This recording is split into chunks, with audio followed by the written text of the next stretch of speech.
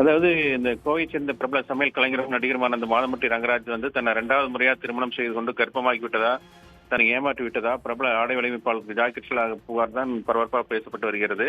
கடந்த ஆகஸ்ட் 29ஆம் தேதி தான் சென்னை பெருநகர காவல்துறை ஆணையரகத்தில் இவர் வந்து புகார் அளித்திருந்தார்.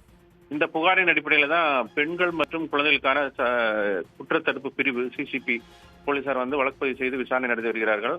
இந்நிலையில தான் ஜாய் கிறிஸ்டில்லா வந்து சென்னை உயர்நீதிமன்றத்தில் ஒரு புதிய வழக்கு ஒன்றை தொடர்ந்திருக்கிறார். அதுல வந்து அந்த மாதம்பட்டி ரங்கராஜ் மீதான அந்த வழக்கை வந்து சிபிசிடிக்கு விசாரணைக்கு மாற்ற வேண்டும் என்று அந்த கோரிக்கை விடுத்திருக்கிறார். அந்த மனுவில் என்ன தெரிவித்திருக்கிறார் என்றால், மாதம்பட்டி ரங்கராஜ் மீது ஜாமீனில் வெளிவரக்கூடிய பிரிவுகளின் கீழ் வழக்கு பதிவு செய்யப்பட்டுள்ளதாகவும், ஆனால் தான் அளித்த புகார்ல மோசடி மற்றும் மிரட்டல், கொடுமைப்படுத்துதல், கருச்சிதைவு ஏற்படுத்தல், மின்னணு பதிவுகள் அளித்தல் உள்ளிட்ட பிரிவுகளின் கீழ் புகார் அளித்ததாகவும் குறிப்பிட்டிருக்கிறார். ஆனால் தான் அளித்த புகாரின் அடிப்படையில் வழக்கு பதிவு செய்யாமல் காவல்துறை விசாரணை நடத்தியுள்ளதாக குறிப்பிட்டிருக்கிறார்.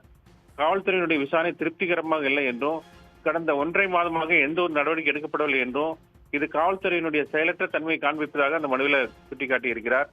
காவல்துறை உரிய முறையில விசாரணை நடத்தாததால் தான் வந்து மகளிர் ஆணையத்தில் புகார் செய்ததாகவும் மனுவில் வந்து கூறியிருக்கிற ஜாய் கிறிஸ்டில்லா, காவல்துறை மெத்தனமாக உள்ளதாகவும், நம்பகத்தன்மையுடன் விசாரணை நடைபெறவில்லை என்றும், மேலும் வந்து இவர் வந்து பிரபல சமையல் கலைஞர் என்பதனால முக்கிய பிரமுகர்கள், அரசியல்வாதிகள் மற்றும் மூத்த அதிகாரிகளின் வீடுகளில் குடும்ப திருமண நிகழ்வுகளில் அவர்கள் வந்து கேட்டரிங் சேவையை பயன்படுத்துவதனால காவல்துறை ஒரு பாரபட்சமாக விசாரணை நடத்துவதாக அந்த மனுவில் தெரிவித்திருக்கிறார். எனவே தான் இந்த மாதம்பட்டி தான் அளித்த புகாரின் அடிப்படையில் மாதம்பட்டி ரங்கராஜ் மீதான அந்த பதிவு செய்யப்பட்ட வழக்கை வந்து சிபிசிடி விசாரணைக்கு மாற்ற வேண்டும் என்று அந்த மனுவில் கேட்டுக் கொண்டிருந்தார். இந்த வழக்கு தான் நீதிபதி ஜெகதீஷ் சந்திரா முன்பு இன்று விசாரணைக்கு வந்தது. அப்பொழுது காவல்துறை தரப்பில் ஆஜரான வழக்கறிஞர் வந்து இதுல வழக்குல பதிலளிக்க வேண்டும் என்றும், எனவே கால அவகாசம் வேண்டும் என்றும் கேட்டுக்கொண்டார். இதையடுத்து நீதிபதி வழக்கு விசாரணை வருகிற 12ஆம் தேதி ஒத்திவைத்திருக்கிறார்.